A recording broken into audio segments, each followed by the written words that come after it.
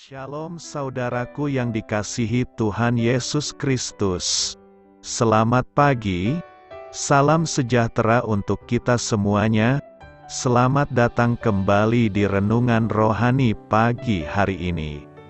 Semoga saudara yang terkasih dalam keadaan sehat selalu. Kiranya damai dan sukacita Roh Kudus melimpah di dalam hati dan pikiran saudara saat ini. Sebelum kita mulai renungan pagi ini, marilah kita bersama-sama berdoa. Tuhan Yesus, terima kasih sudah membangunkanku pagi hari ini. Terima kasih atas penyertaan dan perlindungan Tuhan. Semua karena karunia Tuhan aku dapat bangun dengan pagi hari ini. Aku menyerahkan seluruh aktivitasku hari ini ke dalam kuasa tangan Tuhan. Jauhkanku dari yang jahat, ya Tuhan. Tuhan Yesus, tolong lindungi dan berkati aktivitasku hari ini. Tolong berkati juga keluarga dan teman-temanku, Bapa Surgawi, oleh karya Roh Kudus. Tolonglah aku untuk menjauhi segala sesuatu yang melukai hati-Mu. Ampunilah segala dosa kami, ya Tuhan. Dalam nama Tuhan Yesus, aku sudah berdoa. Amin. Sahabat saudara rohani, pembacaan ayat emas Alkitab renungan kita hari ini terambil dari Yohanes 1 ayat 1 sampai dengan ayat 14. Pada mulanya adalah Firman. Firman itu bersama-sama dengan Allah dan Firman itu adalah Allah. Ia pada mulanya bersama-sama dengan Allah. Segala sesuatu dijadikan oleh Dia dan tanpa Dia tidak ada suatu pun yang telah jadi dari segala yang telah dijadikan. Dalam Dia ada hidup dan hidup itu adalah terang manusia. Terang itu bercahaya di dalam kegelapan dan kegelapan itu tidak menguasainya. Datanglah seorang yang diutus Allah, namanya Yohanes. Ia datang sebagai saksi untuk memberi kesaksian tentang terang itu, supaya oleh Dia semua orang menjadi percaya. Ia bukan terang itu, tetapi ia harus memberi kesaksian tentang terang itu. Terang yang sesungguhnya, yang menerangi setiap orang, sedang datang ke dalam dunia. Ia telah ada di dalam dunia dan dunia dijadikan olehnya, tetapi dunia tidak mengenalnya. Ia datang kepada milik kepunyaannya, tetapi orang-orang kepunyaannya itu tidak menerimanya. Tetapi semua orang yang menerimanya diberinya kuasa supaya menjadi anak-anak Allah, yaitu mereka yang percaya dalam namanya. Orang-orang yang diperanakan bukan dari darah atau dari daging, bukan pula secara jasmani oleh keinginan seorang laki-laki, melainkan dari Allah. Firman itu telah menjadi manusia, dan diam di antara kita. Dan kita telah melihat kemuliaannya, yaitu kemuliaan yang diberikan kepadanya sebagai anak tunggal Bapa, penuh kasih karunia dan kebenaran. Yohanes 1 ayat 1 sampai dengan ayat 14. Inti dari ayat emas renungan kita adalah: Akulah terang dunia, barang siapa mengikut aku, ia tidak akan berjalan dalam kegelapan. Mari kita mulai renungan pagi kita. Judul renungan kita hari ini adalah Kristus, terang kita yang sejati, ditulis oleh Patricia Raiben. Mari kita mulai kisah inspiratif. Pergilah ke arah cahaya. Begitulah saran suami saya saat kami kesulitan menemukan jalan keluar dari sebuah rumah sakit besar pada hari Minggu sore baru-baru ini. Kami baru saja membesuk seorang teman, dan ketika keluar dari lift, kami tidak dapat menemukan siapapun yang dapat mengarahkan kami ke pintu keluar dan juga ke arah sinar matahari Colorado yang cerah. Saat menyusuri lorong-lorong rumah sakit yang remang-remang, kami akhirnya bertemu seorang pria yang menyadari kebingungan kami. Lorong-lorong ini tampak sama semua, katanya.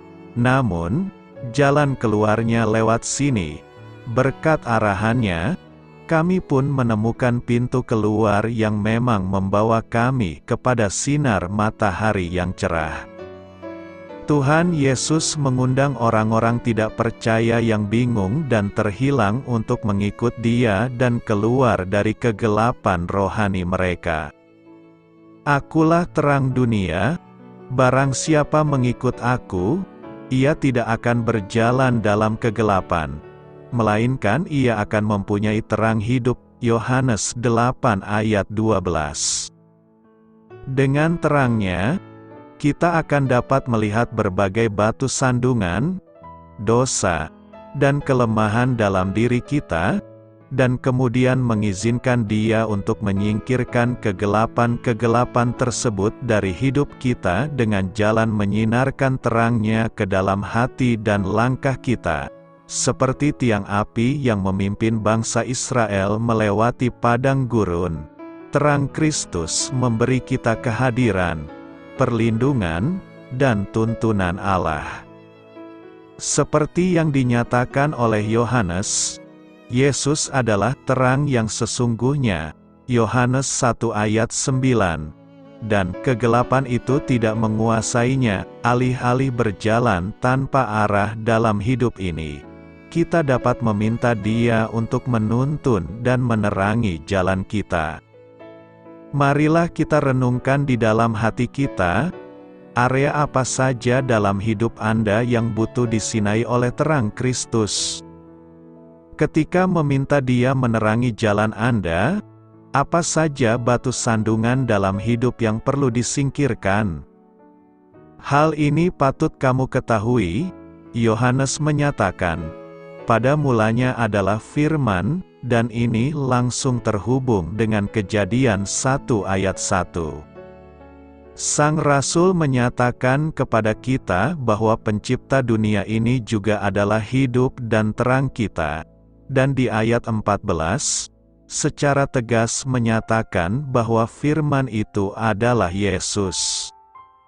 Yohanes kemudian kembali kepada tema tersebut dalam suratnya yang pertama ketika ia menyatakan tentang Kristus. Apa yang telah ada sejak semula, yang telah kami dengar, yang telah kami lihat dengan mata kami, dan yang telah kami raba dengan tangan kami tentang firman hidup. Itulah yang kami tuliskan kepada kamu. Yohanes mencatat apa yang telah disaksikannya sendiri. Tulisannya adalah kesaksian mata dirinya tentang Allah dalam wujud manusia. Akulah terang dunia, Yohanes 8 ayat 12 berkata. Maka Yesus berkata pula kepada orang banyak, katanya, Akulah terang dunia, barang siapa mengikut Aku, ia tidak akan berjalan dalam kegelapan, melainkan ia akan mempunyai terang hidup. Pernyataan Yesus, Akulah terang dunia, diresponi orang Farisi yang mengatakan, Engkau bersaksi tentang dirimu, kesaksianmu tidak benar. Lalu Yesus meresponi perkataan orang Farisi itu, tentang kesaksian dia yang tetap adalah sah. Kalau kita melihat ayat-ayat selanjutnya sampai Yohanes 8 ayat 29 dan bahkan selanjutnya, tema tentang terang dunia tidak muncul lagi. Sehingga sepertinya Tuhan Yesus menyimpang. Tetapi kalau kita memperhatikan dengan lebih teliti, maka sesungguhnya Tuhan Yesus menjawab pertanyaan orang Farisi, dengan cara yang justru membuat poin tentang Dia sebagai terang dunia menjadi semakin jelas. Seperti seorang ayah yang bijaksana sedang berbicara dengan anaknya, tentang sesuatu yang penting. Seringkali anak meresponi dengan caranya sendiri yang kadang-kadang tidak menyenangkan bagi orang tua. Tetapi orang tua yang bijaksana mengerti kemana arah pertanyaan anaknya. Mengerti mengapa anak ini bertanya seperti demikian. Orang tua yang bijaksana biasanya tidak terus memaksa akan apa yang dia katakan, namun mengikuti dan menjawab pertanyaan anak ini dulu. Orang tua yang bijaksana mengetahui pertanyaan ini berkaitan dengan hal yang mereka akan ajarkan. Mungkin anak ini bertanya lagi dengan pertanyaan lain. Tetapi orang tua yang bijaksana dapat mengarahkan pertanyaan anak itu dan justru menegaskan main poin lebih jelas kepada anak itu. Inilah yang Tuhan Yesus lakukan kepada orang Farisi. Fokus dari ayat 13-20 adalah kesaksian dan penghakiman dari Kristus itu adalah benar karena relasinya dengan Bapa. Paling sedikit dari ayat 13-29 ada 7 kali Yesus mengatakan bahwa dia berasal dari Bapa. Apa yang dia katakan itu atas otoritas dari Bapa, bahwa dia akan kembali kepada Bapa, bahwa dia tidak melakukan apapun dari dirinya sendiri, segala sesuatu yang dia lakukan berasal dari Bapa. Dengan kata lain, otoritas yang Kristus miliki bukan bersumber dari manusia, tetapi bersumber dari relasinya dengan Bapa. Inilah yang Yesus katakan. Relasinya dengan Bapa itulah yang menjadi dasar bahwa Dia adalah terang dunia. Yesus mengatakan Dia adalah terang dunia karena Dia berasal dari Bapa. Dia adalah terang dunia karena Dia berbicara bagi Bapa. Dia akan pergi kepada Bapa, dan Dia adalah satu dengan Allah Bapa itu sendiri. Tanpa Dia berasal dari Bapa, Dia tidak mungkin bisa menyatakan Akulah terang dunia. Tanpa Dia adalah satu dengan Bapa, Dia tidak mungkin mengatakan Akulah terang dunia. Maka sesungguhnya detur dari ayat 13-29 itu, Tuhan Yesus membawa kita kembali bahwa Dia adalah terang dunia. Karena hal-hal itu, detur ini justru menegaskan poin bahwa Dia adalah terang dunia itu sendiri. Dalam detur sepertinya kita memutar dan menjauh.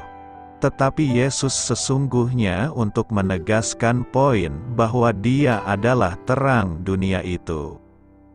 Yohanes 8 ayat 12 adalah ayat yang amat penting. Ini adalah kalimat satu-satunya di dalam kitab Injil. Kita sering mendengar kalimat ini, Aku adalah terang dunia. Di dalam Injil Matius Yesus berkata, Kamu adalah terang dunia. Tentu kita mengerti Yesus itu sumber terang itu, dan kita dengan berkait dengan Kristus, maka kita pun adalah terang dunia. Yohanes 8 ayat 12 adalah satu-satunya tempat di Alkitab, di mana Yesus mengatakan Aku adalah terang dunia. Kalau kita mengerti dan mentaati akan panggilan Tuhan di dalam kalimat ini, Tuhan Yesus mengatakan, Barang siapa mengikut Aku, ia tidak akan berjalan dalam kegelapan, melainkan ia akan mempunyai terang hidup. Karena itu, marilah mengikut terang itu agar perjalanan hidup kita di 2023 ini berjalan dalam terang Tuhan. Apa artinya bahwa Allah adalah terang? Allah adalah terang. Dapat kita jumpai dalam 1 Yohanes 1 ayat 5. Terang adalah metafora yang cukup sering kita jumpai dalam Alkitab. Amsal 4 ayat 18 melambangkan kebenaran sebagai cahaya fajar. Filipi 2 ayat 15 mengibaratkan anak-anak Allah yang tiada beraib dan tiada bernoda, sebagai bintang-bintang di langit. Yesus menggunakan terang sebagai kiasan akan perbuatan baik. Demikianlah hendaknya terangmu bercahaya di depan orang, supaya mereka melihat perbuatanmu yang baik. Mazmur 76 ayat 4 dalam bercerita tentang Allah menulis, cemerlang engkau. Kenyataan bahwa Allah adalah terang secara alami sangat kontras dengan kegelapan. Jika terang adalah metafora untuk kebenaran dan kebaikan, maka kegelapan melambangkan kejahatan dan dosa. 1 Yohanes 1 ayat 6 menulis, jika kita katakan bahwa kita beroleh persekutuan dengan Dia, namun kita hidup di dalam kegelapan, kita berdusta dan kita tidak melakukan kebenaran. Dalam ayat 5 tertulis, Allah adalah terang dan di dalam Dia sama sekali tidak ada kegelapan. Perhatikan bahwa ditulis bahwa Allah adalah terang, bukan salah satu penerang. Terang adalah bagian yang tak terpisahkan dari dirinya, sama halnya dengan kasih. Pesan yang disampaikan ialah bahwa Allah seutuhnya kudus, dengan tidak sedikit pun kejahatan, ketidakadilan, atau dosa. Jika kita tidak memiliki terang, maka kita tidak mengenal Allah. Mereka yang mengenal Allah, yang berjalan bersamanya, adalah terang dan jalan pula dalam terang. Mereka mengambil bagian dalam hodrat ilahi Allah, dan luput dari hawa nafsu duniawi yang membinasakan dunia. Allah adalah terang, begitu pula dengan anaknya. Yesus berkata, "Akulah terang dunia. Barang siapa mengikut aku, ia tidak akan berjalan dalam kegelapan, melainkan ia akan mempunyai terang hidup." Dalam bagian ini, berjalan sama artinya dengan memperoleh kemajuan. Jadi, kita dapat menarik kesimpulan dari ayat ini bahwa orang Kristen dimaksud untuk bertumbuh semakin kudus dan semakin dewasa dalam mengikuti Yesus. Allah adalah terang, dan adalah rencananya supaya umatnya mencerminkan terangnya, dengan menjadi semakin menyerupai Kristus tiap harinya. Karena kamu semua adalah anak-anak terang dan anak-anak siang. Kita bukanlah orang-orang malam atau orang-orang kegelapan. Allah adalah pencipta cahaya terang alami maupun pemberi terang rohani yang olehnya kita dapat berjalan dalam kebenaran. Cahaya terang membongkar apa yang tersembunyi dalam kegelapan. Ia menunjukkan keadaan yang sebenarnya. Berjalan dalam terang berarti mengenal Allah, memahami kebenaran, dan hidup dalam kebenaran. Orang percaya dalam Kristus harus mengakui semua kegelapan dalam diri mereka, dosa dan kesalahan mereka, dan mengizinkan terang Allah bersinar melalui mereka. Orang Kristen tidak dapat duduk diam dan mengamati orang berlanjut dalam perjalanan gelap mereka dalam dosa. Karena mereka tahu bahwa orang-orang di dalam kegelapan akan kelak mengalami keterpisahan kekal dari Allah. Terang dunia ingin mengusir kegelapan dan menganugerahkan hikmat-Nya di segala tempat. Dalam membawa terang Injil pada dunia, kita harus mengungkapkan hal-hal yang sebenarnya ingin disembunyikan oleh orang lain. Terang tidak nyaman bagi mereka yang terbiasa dengan kegelapan. Yesus, Anak Allah yang tak berdosa, adalah terang yang sesungguhnya. Sebagai anak-anak Allah yang diadopsi, kita perlu mencerminkan terangnya ke dalam dunia yang digelapkan oleh dosa.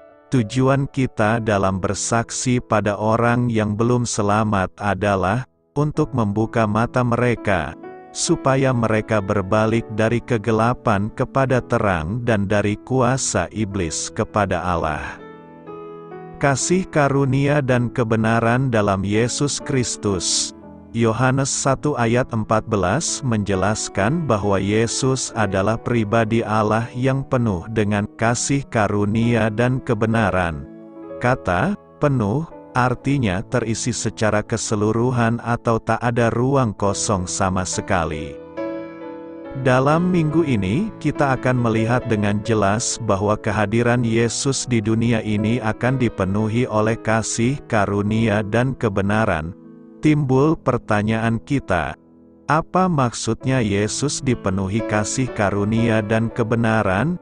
Ada beberapa maksudnya Yesus dipenuhi kasih, karunia, dan kebenaran, yakni: pertama, yang memberi kepenuhan kasih karunia dan kebenaran itu kepada Yesus adalah Allah. Pada mulanya adalah Firman, Firman itu bersama-sama dengan Allah, dan Firman itu adalah Allah. Allah itu sebagai sumber segala sesuatu karena Ia adalah pencipta. Segala sesuatu dijadikan oleh Dia. Dan Allah juga Bapa. Ia senantiasa memberikan berkat-Nya kepada umat manusia. Berkat yang paling luar biasa adalah kasih karunia dan kebenaran. Ini hanya bisa kita temukan di dalam diri Tuhan Yesus Kristus. Apakah kita sudah menerima kasih karunia dan kebenaran tersebut? Kedua, objek kasih karunia dan kebenaran Allah itu adalah manusia. Manusia satu-satunya makhluk menjadi objek dari kasih karunia Allah, bahkan, semua orang yang menerimanya diberinya kuasa supaya menjadi anak-anak Allah, yaitu mereka yang percaya dalam namanya. Orang-orang yang diperanakkan bukan dari darah atau dari daging, bukan pula secara jasmani oleh keinginan seorang laki-laki, bukan dari kekuatan manusia, melainkan dari Allah. Sampai seberapa jauh kita sebagai manusia ciptaan Allah yang tertinggi telah menerima kasih karunia dan kebenaran. Ketiga, jalan untuk kasih karunia dan kebenaran Allah itu adalah Kristus. Firman itu telah menjadi manusia dan diam di antara kita. Dan kita telah melihat kemuliaannya, yaitu kemuliaan yang diberikan kepadanya sebagai anak tunggal Bapa, penuh kasih karunia dan kebenaran. Tuhan Yesus sebagai anak tunggal Bapa, artinya Ia adalah satu-satunya jalan kepada Bapa di sorga. Tidak ada yang lain. Kata Yesus, "Akulah jalan dan kebenaran dan hidup. Tidak ada seorang pun yang datang kepada Bapa, kalau tidak melalui Aku." Yesus Kristus adalah satu-satunya jalan menuju hidup yang kekal, dan melalui Dialah kita memperoleh kasih karunia dan kebenaran. Dari penjelasan di atas, apakah yang hendak kita renungkan dari khotbah minggu ini bagi kita masing-masing? Pertama, orang yang dipenuhi kasih karunia dari Allah dinampakkan melalui pengampunan. Yesus adalah pribadi Allah yang penuh anugerah, penuh kemurahan dan penuh pengampunan. Dengan lain kata, Yesus datang bukan untuk menghukum orang berdosa, tetapi Yesus datang untuk memberikan anugerah, kemurahan, kebaikan dan pengampunannya bagi umat manusia yang berdosa. Sebab itu dalam Yohanes 1 ayat 17, Rasul Yohanes membandingkan kedatangan Musa dengan kedatangan Yesus. Kedatangan Musa menghukum orang yang melanggar hukum Taurat, sedangkan kedatangan Yesus memberikan pengampunan bagi orang-orang yang berdosa. Sebesar apapun dosa kejahatan kita di masa lalu, oleh kasih dan kemurahan serta korban Yesus di kayu salib, kita diampuni. Tetapi kita harus ingat, bukan berarti orang Kristen bebas berbuat dosa karena pengampunan Yesus ini, melainkan orang yang sudah diampuni dosanya harus berjuang menjadi manusia baru di hadapan Tuhan. Kedua, Orang yang dipenuhi kasih karunia dari Allah dinampakkan melalui hidup kudus. Yesus tidak hanya penuh kasih karunia, yaitu belas kasihan untuk mengampuni. Tetapi Yesus juga penuh kebenaran. Artinya, Yesus adalah pribadi yang kudus dan benar. Tidak ada celah atau ruang di dalam diri Yesus di mana dosa dan ketidakbenaran bisa masuk ke dalam diri Yesus. Pengikut Yesus kudus dan benar. Setiap orang yang sudah diampuni dan dibenarkan oleh Yesus harus hidup kudus dan memelihara diri dari segala dosa dan kejahatan. Contoh, Yohanes 8 ayat 1-11. Perempuan yang berzina, Yesus tidak menghukum perempuan ini, namun akibat pengampunan yang diterima perempuan itu dari Yesus, maka ia pun memulai kehidupannya dengan kekudusan di hadapan Allah. Karena itu, marilah kita memaknai Minggu Epifanias ini dengan hidup dipenuhi kasih karunia dan kebenaran Allah. Apakah artinya bahwa firman telah menjadi manusia? Istilah firman digunakan dengan berbagai cara di dalam Alkitab. Di dalam Perjanjian Baru, ada dua kata Yunani yang diterjemahkan sebagai firman, rema dan logos. Keduanya mengandung arti yang sedikit berbeda. Rema mengandung makna, kata yang diucapkan. Sebagai contoh, di dalam Lukas 1 ayat 38, ketika malaikat memberitahu Maria bahwa ia akan mengandung anak Allah, Maria membalas, "Sesungguhnya aku ini adalah hamba Tuhan. Jadilah padaku menurut perkataanmu." Rema itu. Logos mempunyai makna yang lebih luas dan filosofis. Istilah ini digunakan di dalam Yohanes 1, pada umumnya keseluruhan pesan yang tersirat, dan paling sering digunakan untuk merujuk pada pesan Allah kepada umat manusia. Sebagai contoh, Lukas 4 ayat 32 berkata bahwa, ketika Yesus mengajar, mereka takjub mendengar pengajarannya, sebab perkataannya, logos, penuh kuasa. Para pendengar tidak hanya takjub atas kata-kata pilihan Yesus, melainkan juga oleh keseluruhan pesannya. Firman di dalam Yohanes pasal 1 sedang merujuk kepada Yesus. Yesus adalah keseluruhan dari pesan itu semua yang hendak disampaikan Allah kepada manusia. Pasal pertama Yohanes memberi sebuah pengertian akan hubungan antara Allah dan Putra sebelum Yesus datang ke bumi sebagai manusia. Ia berada dengan Bapa dari sebelumnya. Ia terlibat dalam penciptaan segala sesuatu, dan ia adalah terang manusia. Sang Firman, atau Yesus, adalah perwujudan semua yang adalah Allah. Akan tetapi Allah Bapa adalah Roh, ia tidak dapat dilihat oleh mata manusia. Pesan kasih dan keselamatan yang telah diserukan Allah melalui para nabi telah diabaikan selama berabad-abad. Dengan terlalu mudah manusia mengabaikan pesan Allah yang tak terlihat dan berlanjut dalam dosa dan pemberontakan mereka. Jadi, pesan itu menjadi manusia, mengenakan darah daging, dan berdiam di antara kita. Bahasa Yunani menggunakan istilah logos untuk membahas pikiran, logika, atau hikmat seseorang. Yohanes menggunakan konsep Yunani itu untuk menyampaikan bahwa Yesus, pribadi kedua dalam Tritunggal, adalah ekspresi diri Allah kepada dunia. Di dalam Perjanjian Lama, firman Allah menjadikan alam semesta dan menyelamatkan orang yang tersiksa. Dalam pasal pertama Injil Yohanes, ia sedang berbicara baik kepada orang Yahudi maupun orang non-Yahudi supaya mereka menerima Kristus yang kekal.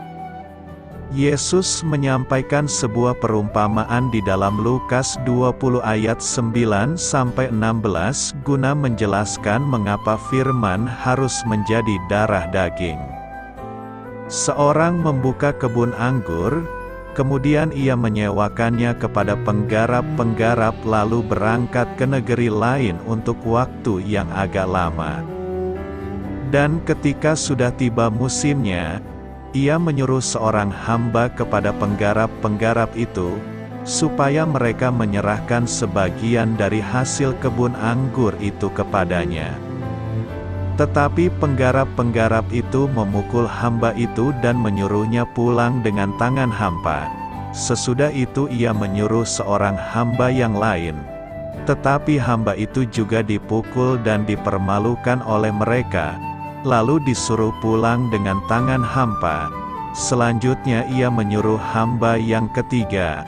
Tetapi orang itu juga dilukai oleh mereka, lalu dilemparkan keluar kebun itu. Maka kata tuan kebun anggur itu, "Apakah yang harus kuperbuat? Aku akan menyuruh anakku yang kekasih." Tentu ia mereka segani. Tetapi ketika penggarap-penggarap itu melihat anaknya itu, mereka berunding. Katanya, "Ia adalah ahli waris. Mari kita bunuh dia, supaya warisan ini menjadi milik kita." Lalu mereka melemparkan dia keluar kebun anggur itu, dan membunuhnya. Sekarang apa yang akan dilakukan oleh tuan kebun anggur itu dengan mereka?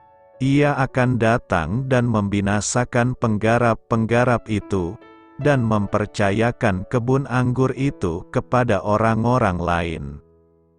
Di dalam perumpamaan ini, Yesus sedang mengingatkan para pemuka agama Yahudi bahwa mereka telah menolak para nabi dan mereka sedang menolak Sang Putra, Sang Logos. Firman Allah akan ditawarkan pada semua orang, bukan hanya orang Yahudi. Karena firman telah menjadi manusia, kita mempunyai seorang imam agung yang dapat berempati dengan kelemahan kita, seorang yang telah dicobai dalam segala rupa, sama seperti kita akan tetapi ia tidak melakukan dosa. Doa saya menyertai saudara sekalian, marilah kita menyampaikan doa syafaat. Tuhan Yesus yang terkasih, dalam dunia yang penuh kegelapan, pancarkanlah terang-Mu yang sejati dalam hati dan langkahku. Amin. Sampaikan harapan dan permintaan saudara kepada Tuhan.